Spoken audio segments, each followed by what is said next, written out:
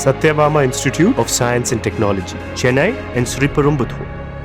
மதுரை மாவட்டத்தில் பெய்த பலத்த மழையால் அலங்காநல்லூர், சோழவந்தான், வாடிப்பட்டி சுற்றுவட்டார பகுதிகளில் அறுவடைக்கு தயாராக இருந்த நெற்பயிர்கள் நீரில் மூழ்கி சேதமடைந்துள்ளன. விவரங்களுடன் இணைகிறார் செய்தியாளர் குமார். விவரங்கள் வழங்கலாம்.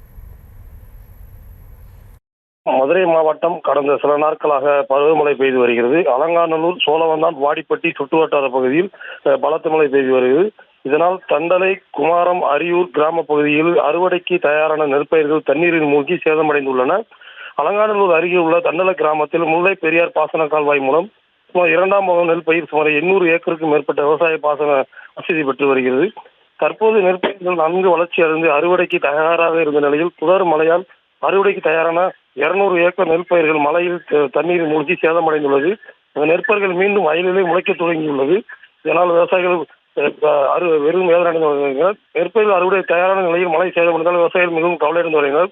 இதை குறித்து விவசாயிகள் கூறுகையில் ஏக்கருக்கு 20,000 முதல் 30,000 வரை செலவு செய்துள்ளோம். பயிரிட்டு இருந்தும் நெற்பயிர்கள் நன்கு விளைச்சி அறுவடைக்கு தயாராக இருந்த நிலையில் கடந்த 3 நாளுக்காக பெய்த தொடர் மழையால் தண்ணீரின் மூழ்கி சேதமடைந்துள்ளது.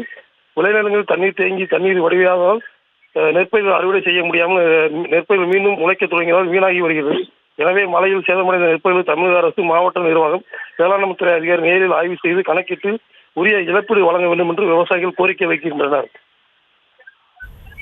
விவரங்களுக்கு நன்றி.